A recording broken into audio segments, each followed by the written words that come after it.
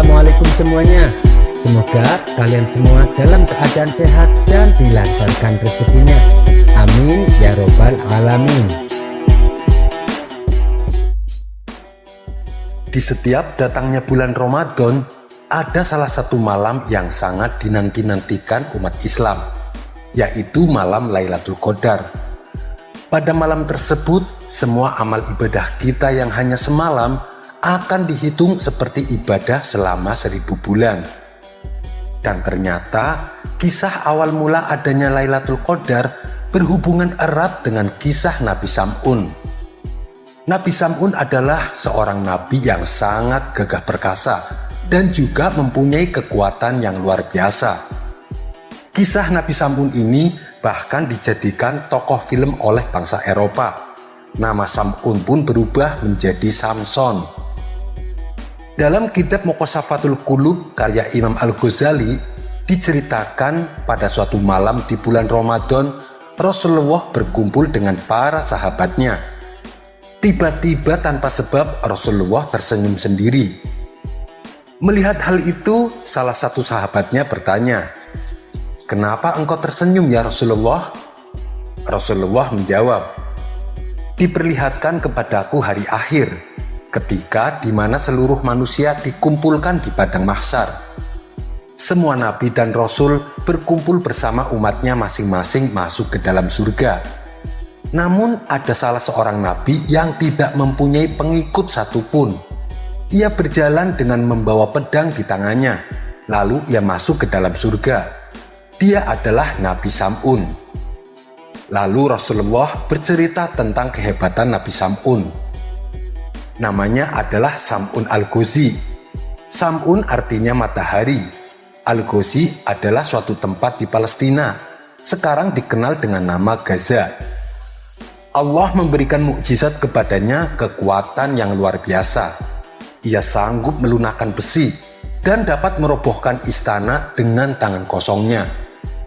Hidupnya hampir setiap hari dilalui dengan berperang melawan bangsa yang menentang ajaran Allah. Terlebih dengan pedang ajaib yang selalu ia bawa kala berperang. Senjatanya terbuat dari tulang rahang unta bernama liha jamal. Ketika ia haus dan lapar, senjatanya bisa mengeluarkan air dan menumbuhkan daging untuk dimakan. Dalam kisah para nabi disebutkan, Nabi Sam'un sanggup beribadah selama 1000 bulan, di mana saat siang ia isi dengan berperang dan berpuasa, dan saat malam ia gunakan untuk beribadah. Selama 1000 bulan ia menjadi pembela agama Tauhid yang berperang melawan musuh Allah hanya berbekal tulang rahang unta. Ketangguhan dan keperkasaan Nabi Sam'un dipergunakan untuk menentang penguasa zalim dan juga memberantas kemungkaran yang dilakukan oleh orang-orang kafir. Sang Raja Bani Israel bingung dengan cara apa lagi supaya bisa mengalahkan Nabi Sam'un. Pernah suatu ketika sang raja mengerahkan 1000 pasukan untuk membunuh Sam'un. Namun semua pasukannya justru yang mati terbunuh. Berbagai upaya pun dilakukan sang raja. Akhirnya atas saran dari para penasehatnya diumumkanlah sebuah sayembara. Barang siapa yang dapat menangkap Nabi Sam'un ataupun membunuhnya akan mendapat hadiah emas dan permata yang berlimpah.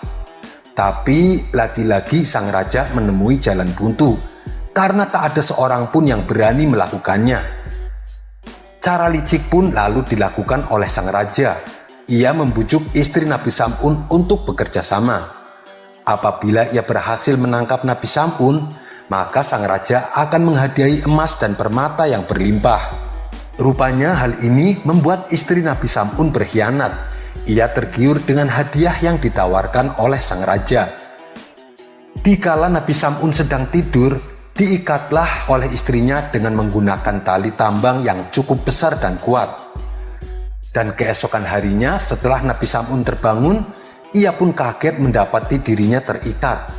Namun dengan mudahnya ikatan tambang yang melilitnya ia lepaskan. Nabi Sam'un pun heran mengapa istrinya mengikatnya dengan tambang. Setelah ditanya kenapa, sang istri menjawab, "Aku hanya ingin mengetahui seberapa kuatkah engkau wahai suamiku? Mendengar alasan tersebut, Nabi Sam'un pun hanya tersenyum. Pada malam berikutnya, sang istri kembali melakukan percobaan yang kedua. Kali ini, ia mengikat Nabi Sam'un dengan rantai yang terbuat dari baja. Esok paginya, Nabi Sam'un pun terbangun dari tidurnya. Ia kembali kaget dengan apa yang dilakukan oleh istrinya. Nabi Sam'un mengerahkan sedikit kekuatannya, sehingga lepas ikatan rantai baja yang mengikat tubuhnya. Ternyata kekuatanmu sungguh luar biasa wahai suamiku, kata sang istri memuji. Wahai suamiku, aku masih penasaran, apa sih kelemahanmu? Tanya sang istri ingin tahu. Karena sayangnya dan cintanya kepada sang istri, Nabi Sam'un pun mengatakan rahasia kelemahannya. Bila kau ingin mendapatkanku dalam keadaan tak berdaya, maka ikatlah aku dengan potongan rambutku. Tapi simpanlah rahasia ini, jangan sampai orang-orang kafir mendengarnya. Pada malam berikutnya, ketika Nabi Sam'un telah tertidur, sang istri menggunting rambutnya Nabi Sam'un. Lalu rambut tersebut ia gunakan untuk mengikat suaminya. Dan ternyata benar, Nabi Sam'un pun menjadi lemah tak berdaya. Keesokan harinya, istrinya melaporkan kepada sang raja bahwa ia telah mengetahui kelemahan suaminya, dan kini suaminya dalam keadaan terikat tak berdaya. Mendengar Nabi Sam'un telah berhasil dilumpuhkan, sang raja segera mengutus rombongan prajurit untuk membawa Sam'un ke hadapannya.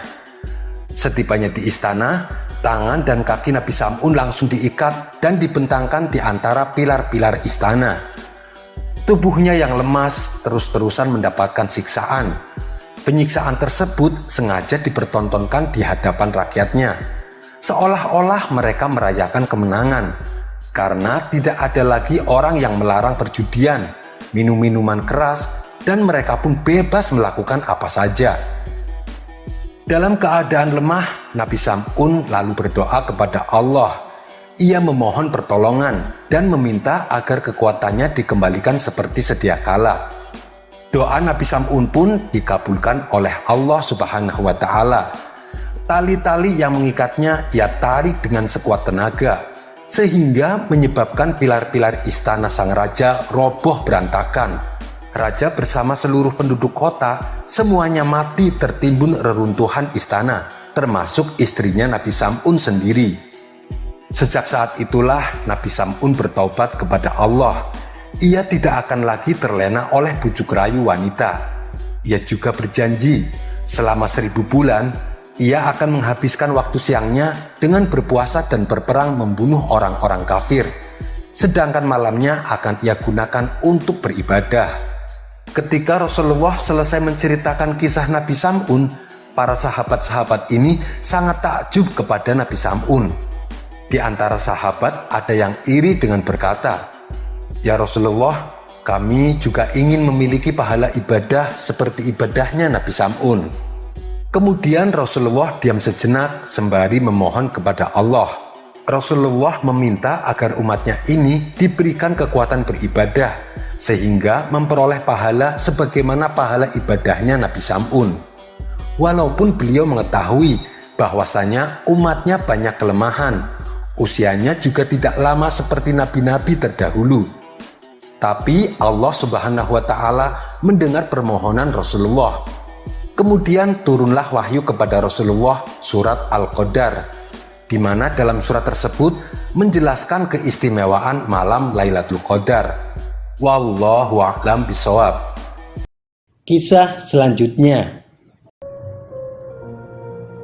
Mendengar nama Raja Harun al-Rasyid, tentunya tak lepas dengan cerita Abu Nawas. Sebab raja yang alim ini seringkali berusaha memperdayai Abu Nawas. Namun usahanya selalu gagal akibat kecerdikan daripada Abu Nawas. Kisah-kisah inilah yang seringkali mengundang gelak tawa. Tapi siapa yang sangka, ternyata Raja Harun al-Rasyid mempunyai seorang putra. Putranya adalah seorang pemuda yang alim. Dia memilih meninggalkan istana dan hidup menjadi rakyat jelata. Oleh sebab itulah namanya tak pernah disebut di setiap kisah-kisahnya Abu Nawas. Di dalam kitab Ghuraba min al-Mu'minin karya ulama besar bernama Imam Al-Ajuri, diceritakan suatu saat Abdullah bin Faraj sedang membutuhkan seorang kuli untuk bekerja di rumahnya. Abdullah pun bergegas menuju ke pasar mencari kuli yang bersedia membantunya. Setelah berkeliling di pasar, matanya tertuju pada seorang remaja berkulit kuning langsat yang tangannya membawa bungkusan besar. Bajunya berupa jubah yang terbuat dari kain berbahan bulu domba kasar. Pemuda itu tampak duduk sendirian di belakang pasar. Abdullah lalu menghampiri pemuda tersebut dan bertanya, "Maukah kamu bekerja untukku?" Pemuda itu menjawab, "Iya, saya mau." "Berapa upah yang kamu inginkan?" tanya Abdullah. 7 danik, jawab si pemuda itu kembali. "Baiklah, saya setuju," balas Abdullah. Pemuda itu lalu berkata, "Tapi ada syaratnya, Tuan." Abdullah bin Faraj bertanya, "Apa syaratnya?" "Syaratnya adalah jika datang waktu duhur dan asar, izinkan saya berhenti sebentar untuk menunaikan sholat," jelas si pemuda. Keduanya pun sepakat. Kemudian pemuda itu diajak ke rumah Abdullah bin Faraj. Setibanya di rumah Abdullah, pemuda itu diperintahkan untuk memindahkan barang-barang dari satu tempat ke tempat yang lain. Ia bekerja penuh dengan semangat tanpa ada sepatah kata pun yang terucap. Saat tiba waktu duhur, pemuda itu langsung menghentikan pekerjaannya. "Wahai Tuan, waktu duhur sudah tiba. Saya akan berhenti sebentar untuk menunaikan sholat," ucap si pemuda kepada Abdullah bin Faraj. "Silahkan saja," balas Abdullah. Setelah selesai sholat duhur, pemuda itu kembali meneruskan pekerjaannya. Seperti biasa, ia bekerja dengan semangat tanpa ada kata yang terucap. Setelah tiba waktu asar, si pemuda kembali meminta izin untuk sholat asar. Ia pun bergegas menunaikan sholat asar dan kembali bekerja hingga menjelang maghrib. Kemudian Abdullah bin Faraj memberikan upah sesuai kesepakatan. Setelah mendapatkan upah, pemuda itu pun langsung pamit pulang. Beberapa hari kemudian, Abdullah bin Faraj membutuhkan tenaga kuli lagi. Sang istri menyarankan untuk memakai jasa tenaga pemuda tempo hari, sebab kerjanya bagus dan giat serta tak banyak bicara. Pagi harinya Abdullah bin Faraj menuju ke pasar. Setibanya di pasar, Abdullah tidak menemukan pemuda yang dicarinya. Lantas ia bertanya kepada orang-orang yang ada di pasar. Salah satu dari mereka menjawab, "Pemuda yang engkau cari hanya ke pasar setiap hari Sabtu saja, dan ia senantiasa duduk sendirian di belakang pasar." Abdullah lalu pulang dan kembali ke pasar pada hari Sabtunya. Ternyata benar, Abdullah mendapati si pemuda sedang duduk sendirian di belakang pasar. "Kamu mau bekerja untukku lagi?" tanya Abdullah. "Anda sudah tahu berapa upahku dan apa syarat-syaratnya kan?" kata si pemuda. "Iya, saya sudah tahu," balas Abdullah. Abdullah pun lalu kembali mengajak si pemuda ke rumahnya. Si pemuda bekerja dengan baik sebagaimana waktu yang lalu. Ia juga menunaikan sholat duhur dan asar tepat pada waktunya. Setelah pekerjaan selesai, Abdullah memberikan upah dan menambahinya. Namun pemuda itu menolak. Ia hanya mau menerima upah sesuai dengan perjanjian. Berulang kali Abdullah membujuk si pemuda agar mau menerima tambahan upahnya. Akan tetapi pemuda tersebut justru menjadi marah. Ia pun langsung meninggalkan Abdullah tanpa mengambil sepeser pun upahnya. Abdullah merasa bersalah. Ia pun segera mengejar si pemuda dan meminta maaf, lalu memberikan upahnya sesuai dengan kesepakatan tanpa ada tambahan. Beberapa minggu kemudian, Abdullah kembali pergi ke pasar pada hari Sabtu. Ia mencari pemuda tersebut untuk menawari pekerjaan di rumahnya. Namun pemuda yang dicarinya tidak ia jumpai. "Bukankah ini hari Sabtu? Kenapa pemuda itu tidak ada di pasar?" ucap Abdullah dalam hati. Ia pun lalu bertanya kepada orang-orang di pasar, tapi sebagian dari mereka tidak ada yang tahu. Lalu ada seseorang yang memberitahu kepada Abdullah bin Faraj kalau pemuda yang ia cari sedang sakit. Abdullah bin Faraj lantas bertanya kepada orang tersebut, "Apakah Anda tahu kenapa pemuda itu bekerja hanya pada hari Sabtu?" Orang tersebut menjawab, "Setiap hari ia gunakan waktunya untuk mempelajari ilmu agama, kecuali hari Sabtu.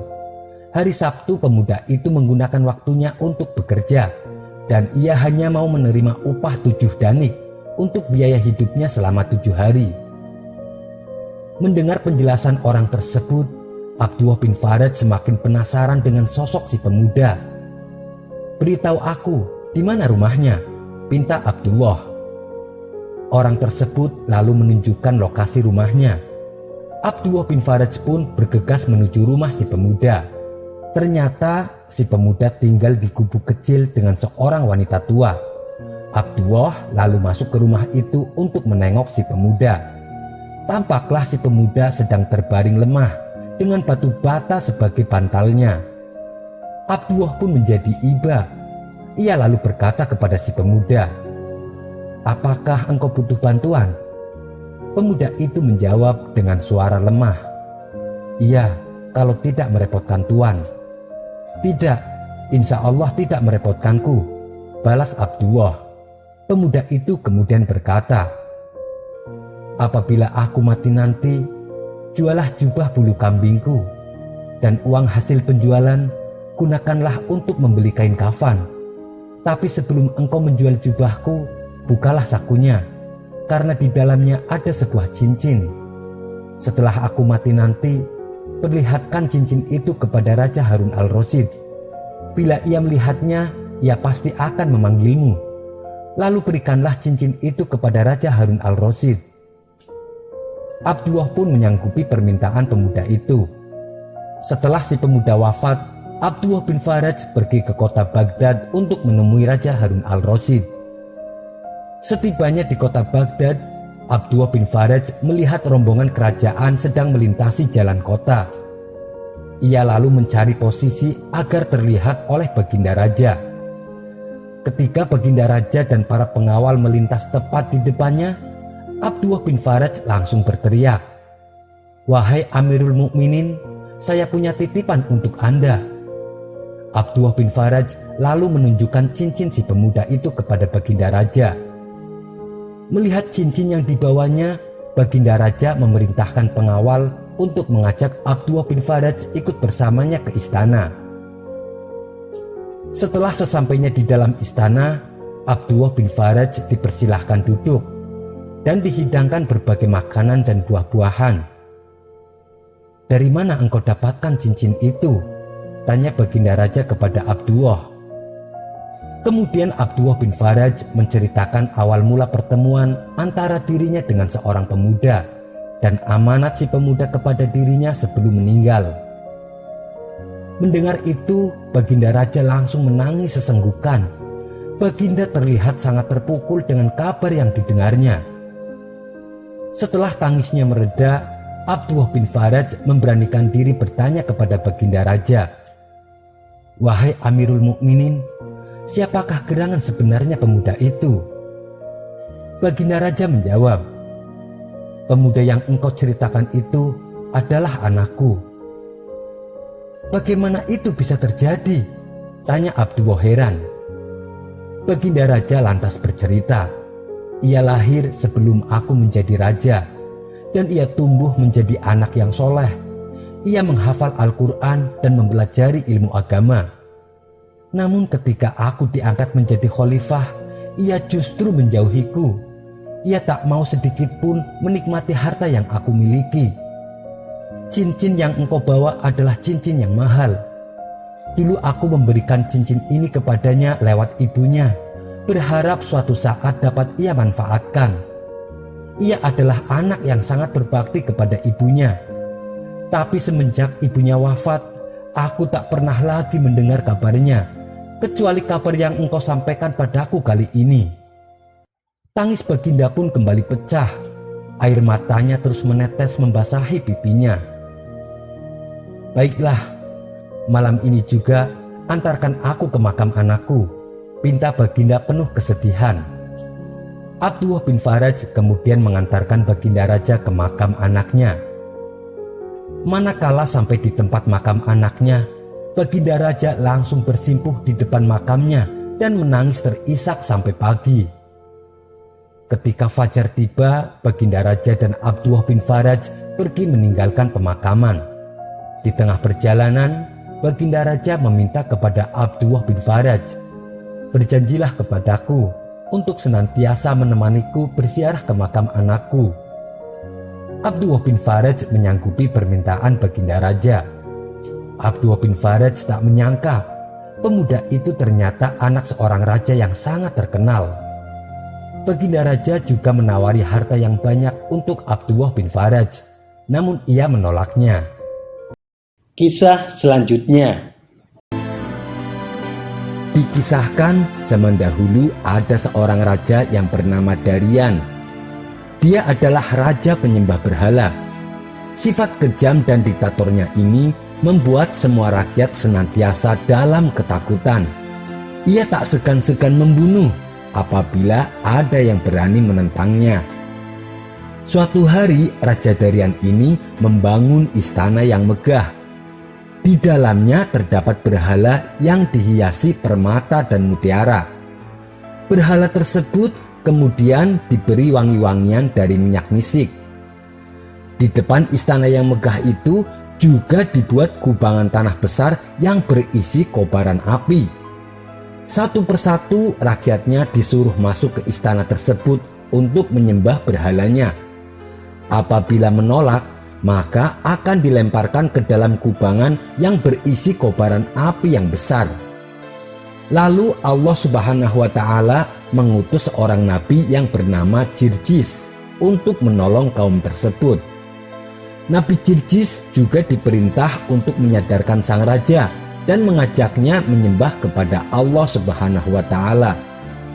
Nabi Jirjis kemudian menghadap sang raja dan berkata kepadanya, "Wahai Tuan Raja, mengapa engkau menyembah berhala?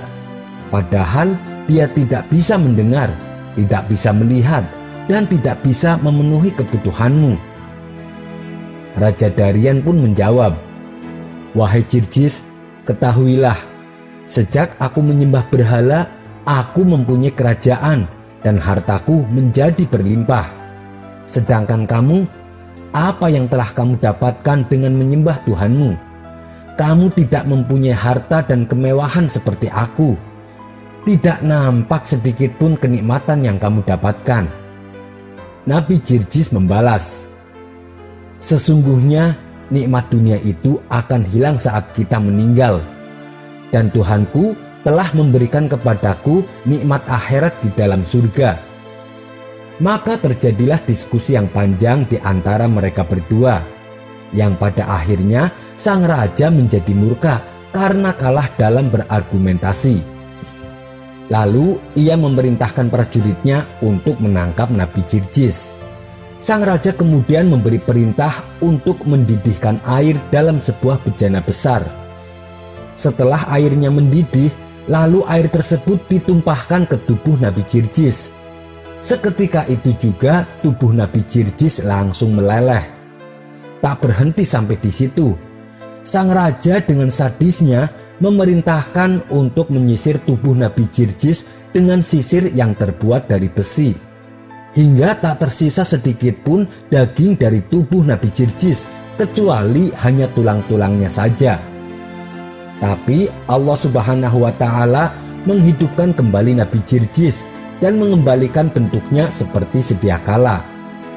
Kemudian Nabi Jirjis menyeru kepada sang raja, "Hei kafir, katakanlah tiada Tuhan selain Allah." Melihat kejadian itu bukannya membuat sang raja menjadi beriman, tapi justru membuat sang raja semakin murka. Ia pun kembali menyiksa Nabi Jirjis dengan siksaan yang lebih sadis. Sang raja memerintahkan untuk dibawakan 6 paku besar dari besi, lalu menancapkan 2 paku tersebut di kedua tangan Nabi Jirjis dan menancapkan 2 paku di kakinya. 1 paku ditancapkan di kepalanya dan 1 paku lagi ditancapkan di dada Nabi Jirjis. Seketika tubuh Nabi Jirjis penuh luka dan darah akibat paku-paku tersebut, dan beliau pun langsung meninggal dunia. Lalu Allah mengutus malaikat untuk melepaskan paku-paku tersebut dari tubuh Nabi Jirjis. Nabi Jirjis pun hidup kembali dan tubuhnya kembali utuh seperti semula. Bekas luka dan darah yang tadinya mengalir di tubuh Nabi Jirjis hilang seketika. Nabi Jirjis kembali menyeru kepada sang raja dengan suara yang lebih keras. "Hai kafir, katakanlah, tiada Tuhan selain Allah." Untuk kedua kalinya, sang raja dibuat murka oleh Nabi Jirjis. Raja kembali menyiksa Nabi Jirjis dengan siksaan yang lebih sadis dari sebelumnya. Ia memerintahkan untuk mendatangkan kuali yang besar. Di dalam kuali tersebut terdapat air yang sangat mendidih. Kemudian Nabi Jirjis diseret dan dilempar ke dalam kuali tersebut. Beliau pun langsung meninggal dunia untuk kesekian kalinya. Tapi dengan kuasa Allah, Nabi Jirjis hidup kembali. Beliau lalu keluar dari kuali tersebut tanpa ada luka sedikit pun di tubuhnya. Disebutkan bahwa sang raja menyiksa dan membunuh Nabi Jirjis sampai 70 kali. Namun Allah berulang kali menghidupkannya kembali dengan kondisi tubuh seperti sedia kala. Ada pula yang meriwayatkan Nabi Jirjis dibunuh sampai 100 kali. Sang raja akhirnya menghentikan perbuatannya dan berkata kepada Nabi Jirjis, "Wahai Jirjis, saya ada permintaan kepadamu. Apabila engkau menuruti permintaanku, maka aku pun akan menuruti semua perintahmu." Nabi Jirjis pun bertanya, "Apa permintaanmu?"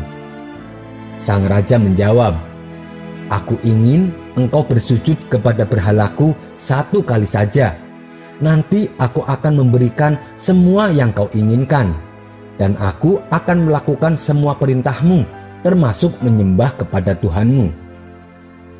Nabi Jirjis hanya terdiam dan tidak menjawab sedikit pun.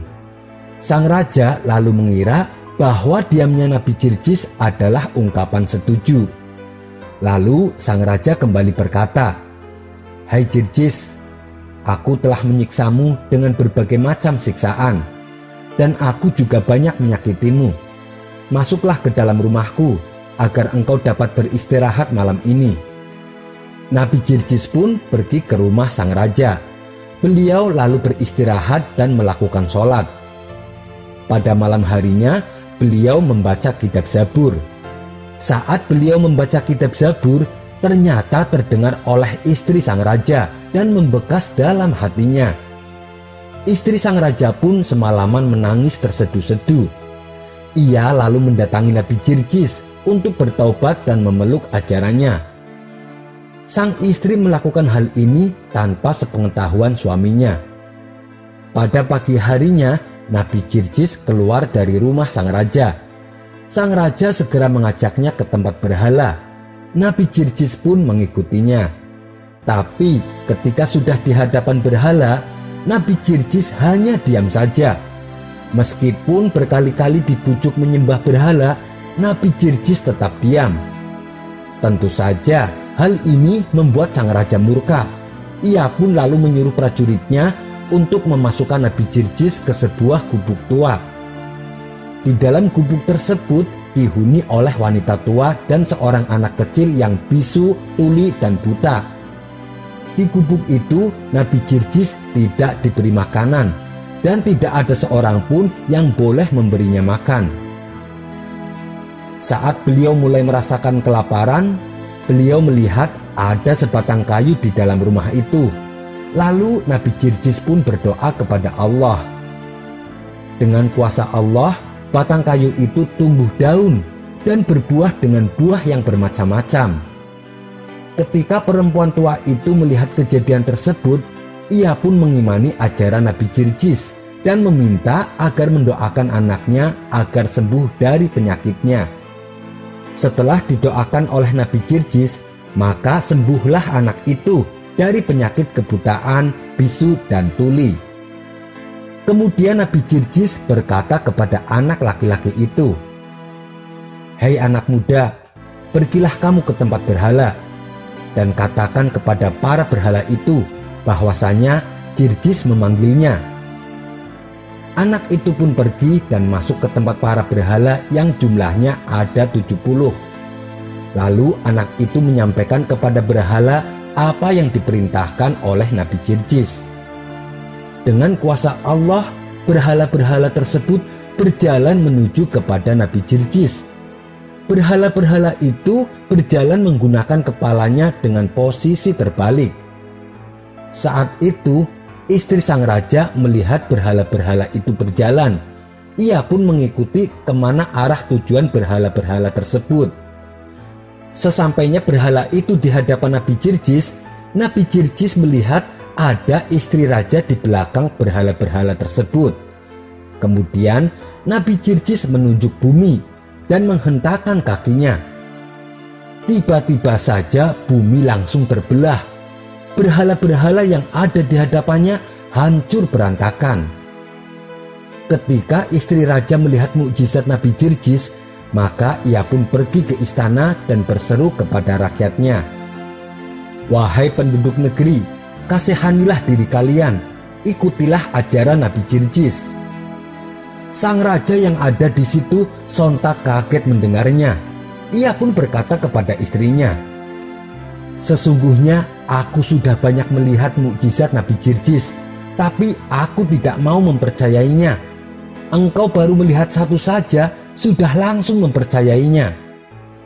Sang istri menjawab, "Itu karena kamu adalah orang yang celaka, sedangkan aku adalah orang yang beruntung." Jawaban istrinya membuat sang raja menjadi murka dan menyuruh prajurit untuk membunuhnya. Sementara di saat yang lain, Nabi Jirjis bermunajat kepada Allah, "Ya Allah, saya telah merasakan gangguan orang-orang kafir selama 70 tahun lamanya, dan sudah tidak tersisa lagi kemampuanku setelah hari ini. Maka berikanlah kepadaku rizki mati syahid dan azablah mereka." Tidak lama kemudian, datanglah beberapa prajurit istana kepada Nabi Jirjis. Mereka langsung menghunuskan pedangnya ke tubuh Nabi Jirjis. Nabi Jirjis pun meninggal dalam keadaan syahid. Setelah Nabi Jirjis terbunuh, terlihat ribuan bola api besar yang berkobar-kobar turun dari langit. Api tersebut lalu membakar istana sang raja hingga tak tersisa sedikit pun. Dalam kejadian itu, Raja Darian dan para pengikutnya mati dalam keadaan mengenaskan. Wallahu a'lam bishawab. Kisah selanjutnya. Dikisahkan ada 3 pemuda bersaudara dari negeri Sam.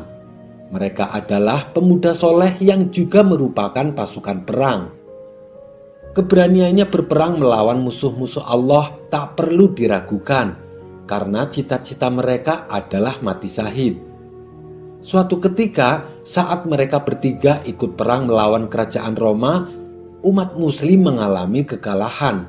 Akibatnya, ketiga pemuda ini menjadi tawanan kerajaan Roma. Sang raja mengetahui bila ketiga pemuda tersebut merupakan pemuda yang sangat lihai dalam berperang, sehingga sang raja ingin membujuk mereka agar menjadi prajurit terbaiknya. Maka dipanggillah mereka bertiga untuk dihadapkan kepada sang raja.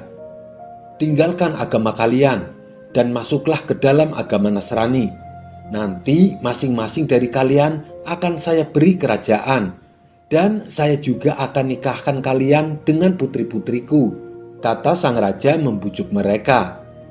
Namun tawaran yang menggiurkan ini ditolak mentah-mentah oleh ketiga pemuda tersebut. "Kami tidak akan pernah meninggalkan agama kami. Ketahuilah, Muhammad adalah nabi kami. Muhammad adalah rasul kami," balas mereka dengan tegas. Mendengar hal itu, sang raja pun menjadi murka.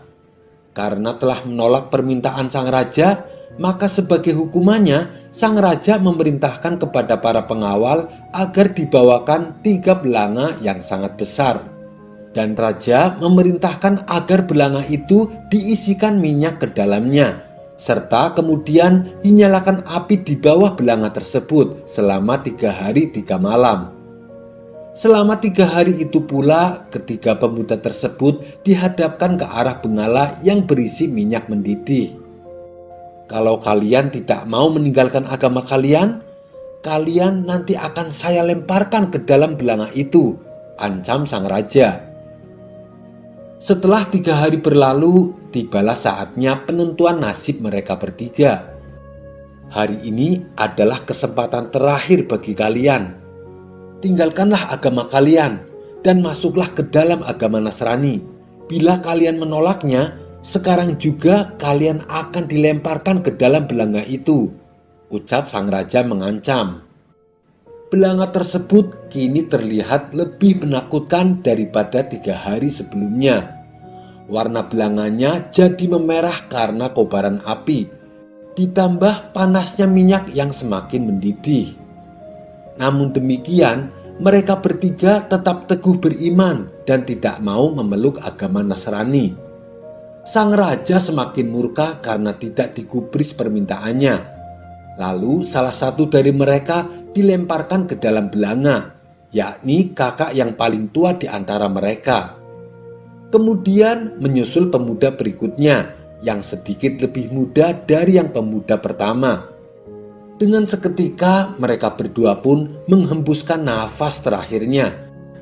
Kini tinggallah satu orang lelaki yang paling muda di antara ketiganya. Kamu lihat sendiri kan bagaimana nasib kedua saudaramu? Mereka mati mengenaskan. Kalau kamu tidak ingin mengalami nasib seperti kedua saudaramu, tinggalkan agamamu dan masuklah ke dalam agama Nasrani, perintah sang raja. Sepertinya ancaman sang raja tak sedikit pun membuat gentar pemuda terakhir ini. Bahkan dengan lantangnya si pemuda berkata, Allah Tuhanku dan Muhammad adalah nabiku. Usaha sang raja untuk menakut-nakuti pemuda tersebut hanya sia-sia belaka. Maka sang raja langsung memerintahkan para pengawal untuk melempar si pemuda ke dalam belanga. Namun tiba-tiba penasehat kerajaan mencegahnya. Wahai paduka yang mulia, saya punya cara lain supaya pemuda itu memeluk agama Nasrani. Dan saya yakin ia pasti akan meninggalkan agamanya, kata penasehat kerajaan. Apa yang membuatmu yakin kalau pemuda itu akan meninggalkan agamanya? Sedangkan aku telah mengancamnya dengan berbagai cara, tetapi tetap saja tidak berhasil, balas sang raja. Ketahuilah wahai paduka raja, orang Arab itu paling mudah tergoda dengan yang namanya wanita dibandingkan dengan hal yang lain. Dan di negeri Roma ini tidak ada wanita yang paling cantik selain anak perempuanku. Serahkanlah pemuda itu padaku, biar aku yang akan menyelesaikan masalah ini. Dia akan kuperkenalkan dengan anakku, pinta penasehat kerajaan. Sang raja menerima usulan penasehatnya, lalu ia pun menyerahkan pemuda itu kepadanya. Baiklah, saya beri waktu kamu selama 40 hari. Bila si pemuda masih belum memeluk agama Nasrani, maka dia harus dihukum mati, kata sang raja kepada penasehatnya.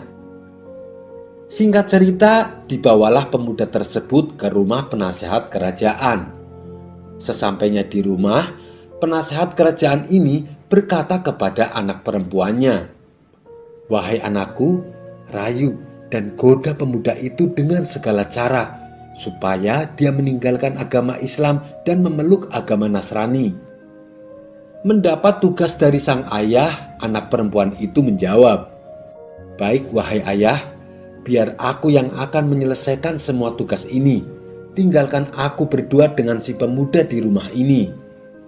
Kemudian sang penasehat kerajaan meninggalkan anak perempuannya yang paling cantik di negerinya hanya berduaan dengan pemuda tersebut di dalam kamar. Hari demi hari ia selalu menggoda si pemuda agar mau berbuat zina. Ia sengaja memperlihatkan tubuhnya yang molek dan terus mendekati si pemuda. Namun berkat perlindungan Allah, pemuda tersebut tidak tergoda sama sekali. Ia habiskan siangnya untuk berpuasa dan malamnya ia sibukkan untuk beribadah kepada Allah. Setelah 40 hari berlalu, datanglah sang penasehat kerajaan menemui anak perempuannya. "Bagaimana? Apakah pemuda itu menyetubuhimu?" tanya sang ayah. "Wahai ayah, saya sudah berusaha menggoda dan merayunya, tapi pemuda itu tidak memperdulikan aku. Ia malah sibuk beribadah kepada Tuhannya. Mungkin itu dikarenakan karena dia masih trauma atas kehilangan dua saudaranya," jawab anak gadisnya. "Apakah ada solusi lain supaya pemuda itu mau memeluk agama Nasrani?" tanya sang ayah. "Wahai ayah, aku punya sebuah rencana. Mintalah tambahan waktu kepada sang raja dan tempatkan aku bersamanya di sebuah tempat yang tidak berada di negeri ini," ujar anak gadisnya. "Kenapa harus menetap di negeri lain?" tanya sang ayah heran. "Karena hanya dengan cara seperti itu, trauma yang dialami si pemuda akan menghilang dan aku akan dengan mudah menggodanya," jawab anak gadisnya. Rencana tersebut disetujui oleh ayahnya selaku penasehat kerajaan. Ia lalu menghadap sang raja untuk meminta tambahan waktu dan menyampaikan rencana anak gadisnya. Sang raja pun menyetujui rencana tersebut. Maka pemuda tawanan raja dan perempuan cantik tersebut akhirnya dibawa ke sebuah negeri yang berbeda dari tempat sebelumnya dan menetap di sana. Namun lagi-lagi perempuan cantik itu kewalahan menggoda si pemuda. Si pemuda tetap saja menyibukkan hari-harinya dengan beribadah kepada Allah. Si pemuda sama sekali tidak tergoda oleh kecantikan dan kemolekan tubuh perempuan tersebut. Sementara tambahan waktu yang diberikan sang raja kini tinggal beberapa hari lagi. Sedangkan misinya untuk menggoda si pemuda masih mengalami jalan buntu. Hingga pada suatu malam, perempuan cantik itu bertanya kepada si pemuda, "Bagaimana mungkin kamu bisa tidak tergoda? Padahal aku wanita paling cantik di negeriku." Pemuda soleh itu menjawab, "Semua atas pertolongan Allah. Sesungguhnya aku hanyalah hamba yang lemah." Mendengar penjelasan tersebut, perempuan cantik itu merasa tertegun. Kemudian perempuan itu kembali berkata, "Seandainya bukan karena pertolongan Tuhanmu, sudah pasti engkau akan berbuat zina denganku. Ajarilah aku tentang Islam, bimbinglah aku untuk memeluk agama Islam, dan izinkan aku untuk menjadi istrimu," pinta perempuan tersebut. Akhirnya perempuan cantik itu mendapat hidayah Allah. Ia lalu dituntun membaca 2 kalimat syahadat oleh si pemuda dan menerimanya sebagai seorang istri. Sekarang kita pikirkan bagaimana caranya supaya kita bisa melarikan diri dari ayahku dan sang raja, kata perempuan cantik tersebut. Kemudian perempuan itu mengambil kuda yang bisa untuk ditunggangi mereka berdua dan mereka pun melarikan diri. Tatkala malam hari, mereka melakukan perjalanan, dan ketika siang hari mereka bersembunyi.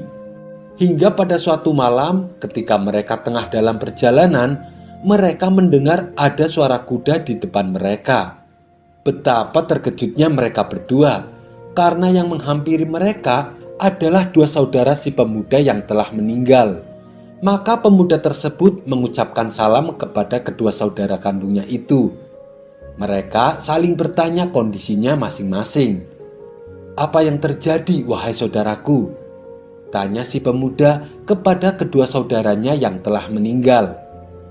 "Tidak ada yang terjadi selain yang engkau lihat, yaitu dicelupkan kami ke dalam belanga yang sangat panas." Ketika kami dicelupkan, kami langsung berada di dalam surganya Allah. Lalu Allah menghadirkan kami ke sini di hadapanmu, wahai saudaraku, supaya kami bisa menyaksikan pernikahan antara engkau dengan wanita ini. Maka menikahlah pemuda dan perempuan cantik tersebut dengan disaksikan kedua saudaranya. Setelah itu, kedua saudaranya pun hilang dalam sekejap, dan kedua mempelai pengantin menetap di negeri Sam hidup sebagai suami istri. Kisah ini terdapat dalam kitab Irsyadul Ibad. Ada kisah yang tidak kalah menarik, yaitu tentang seorang pemuda soleh dan wanita pelacur. Diceritakan pada zaman Bani Israel, hiduplah seorang wanita cantik jelita.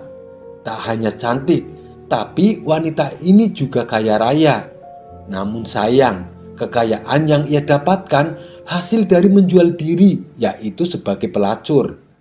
Setiap hari pintu rumah wanita ini selalu terbuka lebar, sedangkan dirinya duduk terlentang di atas ranjang tepat di depan pintu rumahnya.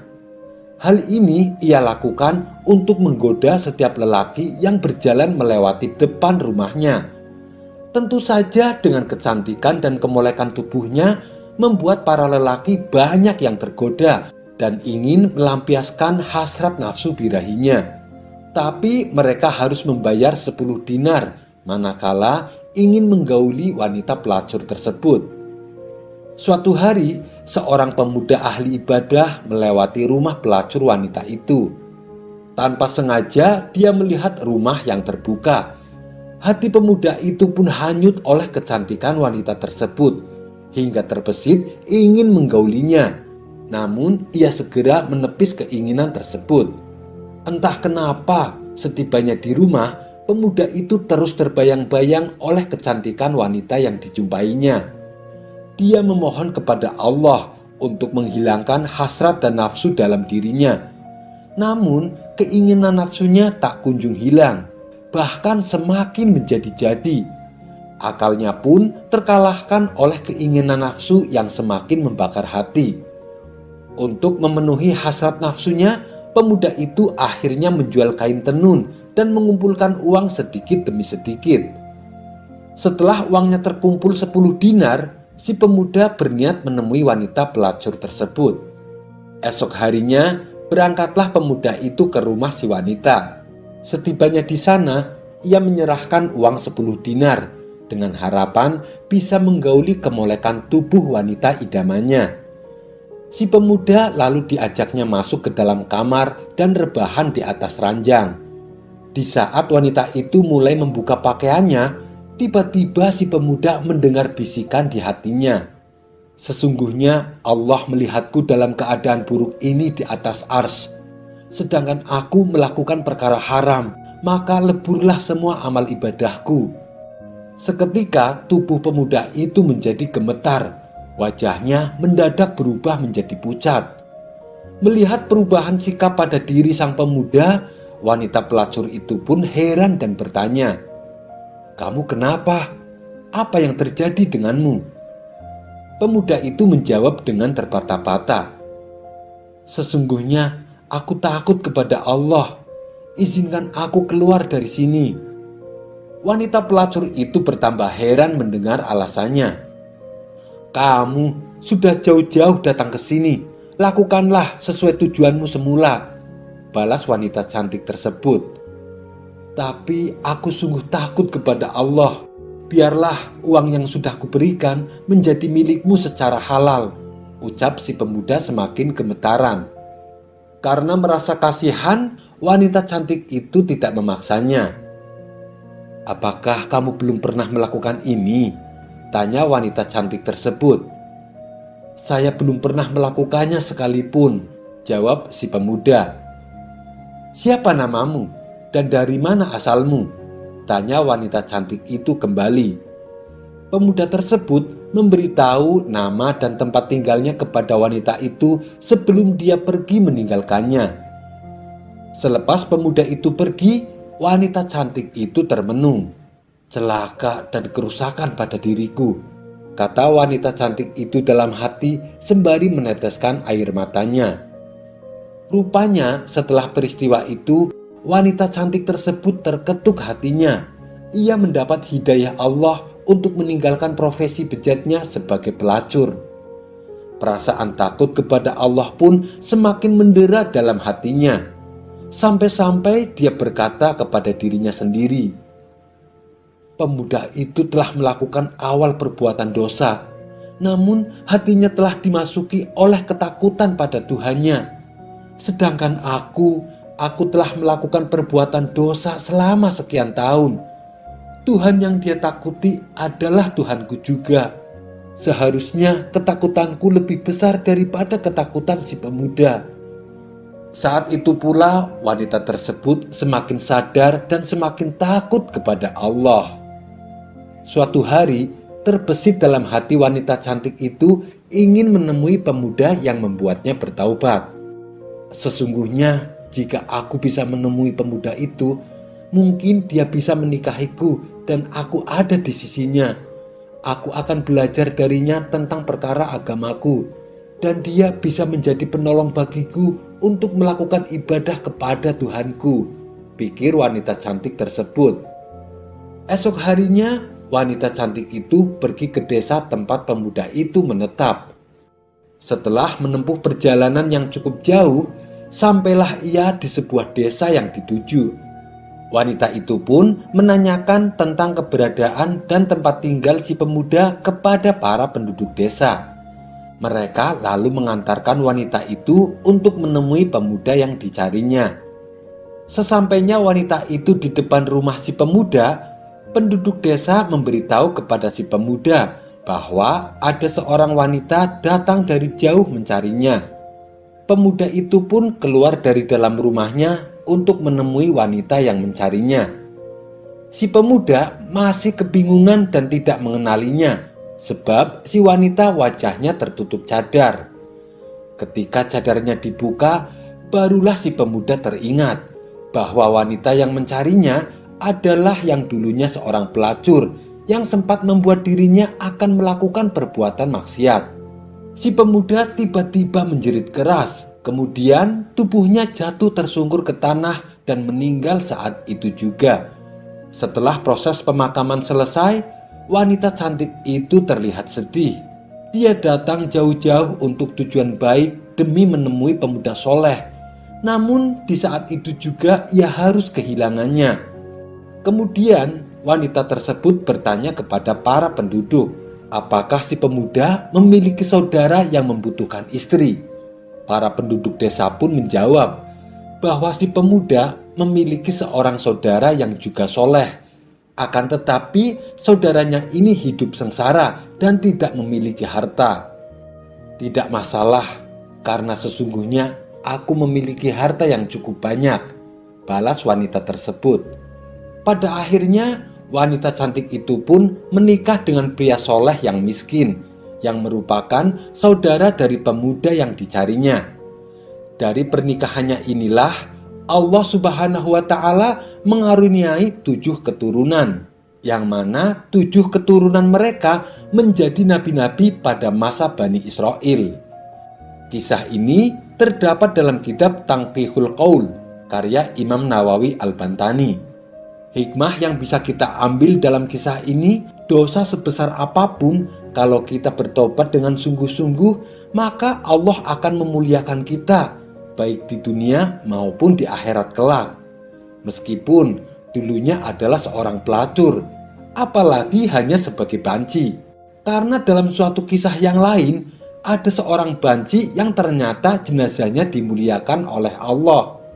Kisah ini berawal ketika Syekh Abdul Wahab sedang berjalan menyusuri sebuah kampung. Tidak lama kemudian, tampaklah 4 orang yang sedang mengusung jenazah menuju sebuah pekuburan. Keempat orang tersebut terdiri dari 3 orang lelaki dan 1 perempuan. Syekh Abdul Wahab lalu menghampiri mereka dan meminta supaya perempuan tersebut tidak usah ikut mengusung, biar dia yang menggantikannya. Setibanya di pemakaman, Syekh Abdul Wahab ikut mensolati jenazah tersebut dan mengikuti acara prosesi pemakaman sampai selesai. Setelah acara prosesi pemakaman selesai, Terbesit tanda tanya dalam benak Syekh Abdul Wahab. Ia pun lalu menanyakannya kepada wanita tersebut. Siapa jenazah itu? Mengapa hanya kalian berempat yang mengiringi pemakamannya? Apakah kalian tidak punya tetangga? Wanita itu menjawab dengan nada sedih. Dia adalah putraku. Sesungguhnya tetangga kami banyak, tapi tidak ada yang mau mengiringi jenazah anak saya. Mendengar itu, Syekh Abdul Wahab bertambah heran. Kenapa demikian? Tanya Syekh Abdul Wahab. Mereka menganggap hina dan jijik kepada anak saya hanya karena anak saya banci, jawab wanita tersebut. Karena merasa iba, Syekh Abdul Wahab lantas mengajak perempuan itu untuk mampir ke rumahnya. Dia suguhkan makanan dan memberikannya uang, pakaian, serta gandum. Lantas perempuan itu pun pamit pulang. Pada malam harinya, Syekh Abdul Wahab tidur dan bermimpi. Dalam mimpinya itu, dia didatangi oleh sosok putih, terang bercahaya laksana purnama. Sosok itu mengucapkan terima kasih kepada Syekh Abdul Wahab. Syekh Abdul Wahab pun tertegun, kemudian bertanya, "Siapa kamu?" Sosok itu menjawab, "Aku adalah ruh dari jenazah yang kau kuburkan tadi siang. Allah memuliakanku seperti ini karena manusia begitu meremehkan dan menghinaku di muka bumi." Kisah ini terdapat dalam kitab Ar-Risalah Al-Qusairiyah karya Imam Al-Qusairi. Dalam kisah ini menjadi ibroh bagi kita supaya jangan memandang hina kepada makhluk Allah, apalagi kepada manusia. Kisah selanjutnya. Di suatu pagi yang cerah, Abu Nawas tampak duduk santai di depan rumahnya. Istri setianya kemudian membuatkan teh hangat untuk suami tercintanya itu. Setelah hari agak menjelang siang, sang istri lantas bersiap-siap pergi belanja ke pasar. Dan karena beberapa kali rumahnya sempat dimasuki pencuri, sang istri lalu berpesan kepada Abu Nawas, "Wahai suamiku, awasi terus pintu rumah penuh kewaspadaan. Jangan sampai lengah. Jangan biarkan seorang pun tak kamu kenal masuk ke dalam rumah. Karena bisa jadi mereka itu ternyata pencuri." Abu Nawas menjawab, "Jangan khawatir istriku. Aku akan selalu mengawasi pintu rumah kita." Maka pergilah sang istri belanja ke pasar. Beberapa lama kemudian datanglah mertua Abu Nawas. Abu Nawas dengan sigap langsung menyambut kedatangan mertuanya itu. "Hei Abu Nawas, mana istrimu?" tanya sang mertua. "Dia lagi pergi belanja ke pasar," jawab Abu Nawas. "Oh ya sudah, saya cuman mau mengabarkan nanti sore saya sekeluarga akan datang ke sini. Susul istrimu dan katakan padanya supaya nanti sore jangan pergi kemana-mana," tutur sang mertua. Begitu mertuanya pergi, Abu Nawas mulai berpikir, "Istriku menyuruh untuk menjaga pintu, sedangkan mertuaku menyuruh untuk menyusul istriku." Abu Nawas pun menjadi bingung karena tak mungkin bisa menjalankan dua amanat tersebut sekaligus. Sedangkan ia tak mau disebut sebagai suami yang tak bertanggung jawab. Ia juga tak mau disebut sebagai menantu yang tidak berbakti kepada mertuanya. Setelah bingung memikirkan jalan keluarnya, Abu Nawas akhirnya membuat satu keputusan. Dia lalu melepaskan pintu dari engselnya, kemudian menggotongnya dan pergi menyusul istrinya di pasar. Kisah yang kedua adalah Abu Nawas dan tamu buta. Diceritakan kehidupan rumah tangga Abu Nawas memanglah sangat sederhana. Namun meski demikian, mereka selalu mensyukuri dengan apa yang dimilikinya. Di setiap kesehariannya, keluarga Abu Nawas ini mempunyai kebiasaan yang baik di dalam rumah. Kebiasaan tersebut adalah ketika Abu Nawas akan masuk rumah, ia selalu mengucapkan salam. Dan ketika sampai di dalam rumah, yang dilakukannya adalah mengucapkan takbir. begitu juga dengan istrinya. Hingga pada suatu malam Abu Nawas pulang ke rumah. Seperti biasa, sebelum masuk rumah, Abu Nawas mengucapkan salam. Dan setelah masuk rumah, ia juga mengucapkan takbir. Namun kali ini tidak ada jawaban dari sang istri. Kejadian yang janggal ini membuat Abu Nawas penasaran.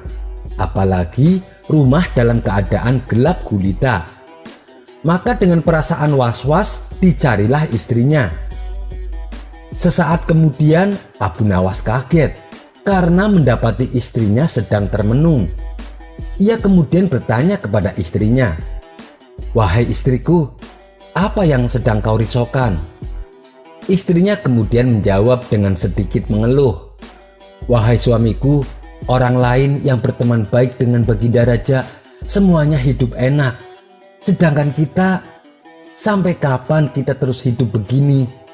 Sekiranya engkau sudi menemui Baginda Raja dan meminta bantuannya, pasti Baginda Raja akan bersedia memenuhi semua kebutuhan kita." Jawaban istrinya itu membuat Abu Nawas kaget. Ia pun kemudian berdoa, "Ya Allah, siapa yang merusak aku melalui keluargaku, maka butakanlah matanya." Beberapa hari kemudian ada tamu yang datang kepada Abu Nawas. Tamu tersebut minta didoakan karena katanya tiba-tiba matanya menjadi buta. Kemudian orang tersebut didoakan oleh Abu Nawas dan sembuhlah ia dari kebutaan. Ternyata orang tersebutlah yang telah menghasut istri Abu Nawas untuk meminta uang kepada Baginda Raja. Sekian dulu perjumpaan kita kali ini. Sampai bertemu lagi di kisah selanjutnya. Terima kasih yang sudah subscribe dan setia menonton channel ini. Wassalamualaikum warahmatullahi wabarakatuh.